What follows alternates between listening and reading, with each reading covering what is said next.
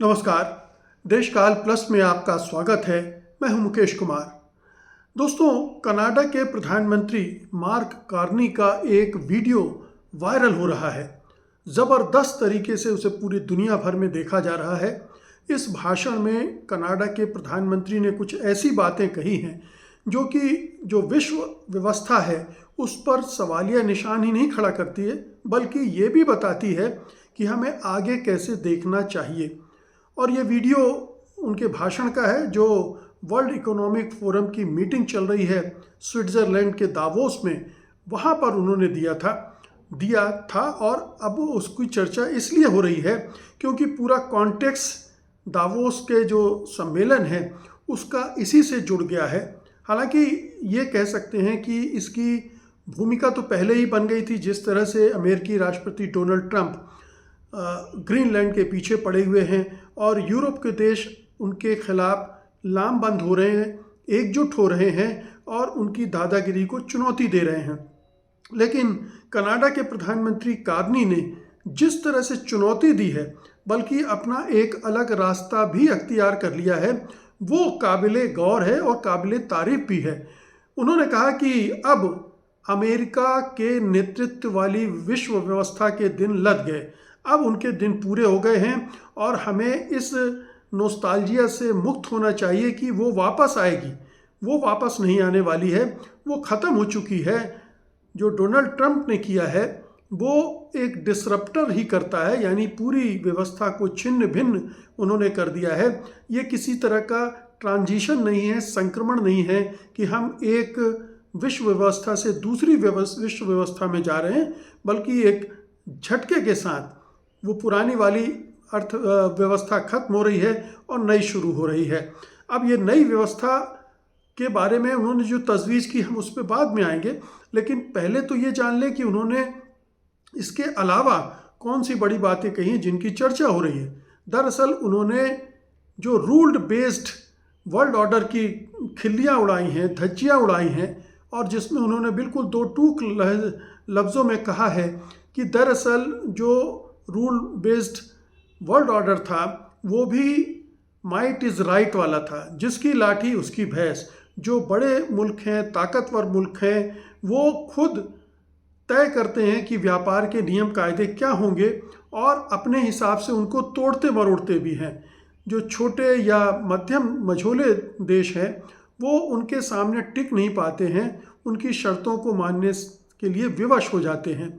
और ये अमेरिका की जो टैरिफ वार है, ट्रंप की टैरिफ वार है, उसके दौरान ये बहुत खुलकर सामने आया। लेकिन जो बात कार्नी ने कही है, ये भले ही आज कही जा रही हो, लेकिन ये सच्चाई पिछले 70-80 साल से जारी है।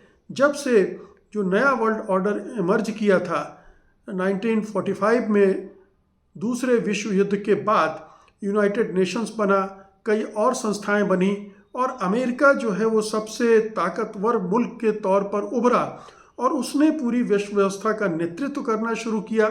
चाहे वो कोल्ड वार में हो या कोल्ड वार के बाद जो ग्लोबलाइजेशन का दौर आया उसमें हो, वो लीड कर रहा था। और लीड नहीं कर रहा था बल्कि हाँक रहा था पूरी दुनिया को कि ऐसे चलना है। उसी ने WTO बनवाया था, वर्ल्ड ट्रेड ऑर्गेनाइजेशन, क्योंकि उसे लग रहा था कि बाकी देशों से ऐसे नियम बनवा के अपने हित साधे जाएं ताकि कोई ना कर सके। तो उसने पहले WTO बनवाया, लेकिन जब लगा कि WTO से तो उसका हित या स्वार्थ वैसा नहीं सध रहा है और वहाँ पर सारे देश एक बराबरी पर आ जाते हैं, इसलिए उसने फिर WTO को किनारे किया। और हम देख रहे हैं कि डोनाल्ड ट्रंप क्या कर रहे हैं। तो एक तो ये बात है, लेकिन बात गौर करने वाली ये है, कार्नी आज भले ही कह रहे हों या पश्चिमी देश आज भले ही अमेरिका के बदले रुख की वजह से ये कहने को विवश हो रहे हों, लेकिन सच्चाई क्या है? सच्चाई ये है कि ये भी बड़े बड़े मुल्क हैं, ये भी ताकतवर मुल्क हैं, ये भी अमेरिका के साथ एकजुट होकर पूरी दुनिया को लूट खसोट रहे थे। ये तमाम जो नाटो के बड़े देश हैं वो सारे के सारे उपनिवेशवादी थे। उन्होंने दुनिया भर में अपने उपनिवेश बनवाए थे और उन उपनिवेशों को लूटा खसोटा था। उस लूटी हुई संपत्ति से उन्होंने ताकत अर्जित की थी और वो बाकी दुनिया से आगे भी निकल गए थे। वही जो लूट का सिलसिला था उन्होंने एक नए वर्ल्ड ऑर्डर के ढांचे में ढाल दिया था। और हकीकत ये थी कि कहने को तो रूल्ड बेस्ड वर्ल्ड ऑर्डर था, लेकिन संयुक्त राष्ट्र की या सुरक्षा परिषद की बात कोई नहीं मानता था। मतलब कोई का मतलब है कि जो ताकतवर मुल्क हैं, खासतौर पर अमेरिका, जितने भी हमले करता था वो संयुक्त राष्ट्र से उसकी अनुमति नहीं लेता था या संयुक्त राष्ट्र की चर्चा के आधार पर वो ये नहीं करता था। फैसला पहले करता था, बाद में संयुक्त राष्ट्र की या तो मुहर लगवा लेता था या संयुक्त राष्ट्र को दरकिनार कर देता था। जैसा कि अभी हमने देखा कि वेनेजुएला के मामले में कि उसने किस तरह से वहाँ के राष्ट्रपति को एब्डक्ट कर लिया, अपहरण कर लिया, अपने देश ले गया। ग्रीनलैंड पर कब्जा करने की जो नीयत है वो दरअसल वही उपनिवेशवादी सोच है, साम्राज्यवादी सोच है, जिसकी वजह से अमेरिका इस तरह से व्यवहार कर रहा है। एक ये ठीक है कि वहाँ एक पागल राजा आ गया है जो पागलों की तरह व्यवहार कर रहा है, लेकिन ये अमेरिका का चरित्र कोई आज का नहीं है। और अमेरिका के साथ जो देश खड़े रहे हैं उनका भी चरित्र कमोबेश वही हो रहा है, चाहे वो कनाडा हो, ब्रिटेन हो, फ्रांस हो, जर्मनी हो, इटली हो, स्पेन हो। ये सब के सब मुल्क यही करते आए हैं। दुनिया को में के जो कमज़ोर देश हैं उनको दबाते आए हैं, उनके साथ बराबरी का व्यवहार इन्होंने नहीं किया है। और संयुक्त राष्ट्र, अगर संयुक्त राष्ट्र की अवहेलना अमेरिका कर रहा था तो ये देश भी उसके साथ थे। आज कार्नी इस तरह से बोल रहे हैं क्योंकि अमेरिका ने उनके साथ इस तरह का व्यवहार किया है। यहाँ तक कह दिया ट्रंप ने कि कनाडा अमेरिका का 51वां राज्य बन जाए और उनकी नज़र उस पर गड़ी हुई है। तो वहाँ से कनाडा के अंदर एक गुस्सा पैदा हुआ और जो इकोनॉमी पर असर पड़ा टैरिफ की वजह से, इसलिए कार्नी ने दूसरा रुख किया। चीन के साथ एक बड़ी डील कर ली है, दूसरे देशों के साथ डील कर रहे हैं, एक अपना अलग रास्ता अमेरिका से हटकर वो बना रहे हैं। लेकिन ये जो पूरा 70-80 साल, लगभग 80 साल जो लूट चली है दुनिया भर की, उसमें कनाडा भी शामिल था। और ये चूँकि नाटो पूरा मुल्क, माफ़ कीजिएगा, गठबंधन जो है वो पूरा ताकत मिलिट्री पावर के बेसिस पे था और उसका बेजा इस्तेमाल किया।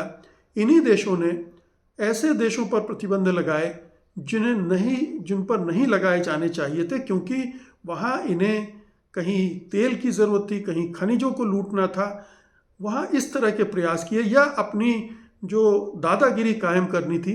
मध्य पूर्व में देखिए, इजराइल ने पूरा नरसंहार किया गजा पट्टी पर, लेकिन कनाडा ने क्या किया?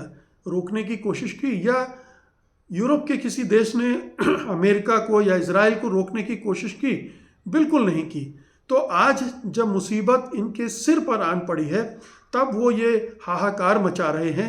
लेकिन अच्छी बात यह है मार्क कार्नी के इस वीडियो से कि उन्होंने पर्दा हटा दिया है। एक जो पर्देदारी थी, झीना सा पर्दा था जिसके पीछे रूल बेस्ड वर्ल्ड ऑर्डर चल रहा था और जिसमें बाकी सारे धतकर्म हो रहे थे, सारी दादागिरी, धोखेबाजी और ब्लैकमेलिंग, दबाव डालकर अपने पक्ष में नियम कानून बनवाना, वो सारा कुछ चल रहा था। उससे पर्दा हट गया है कार्नी के इस वीडियो से।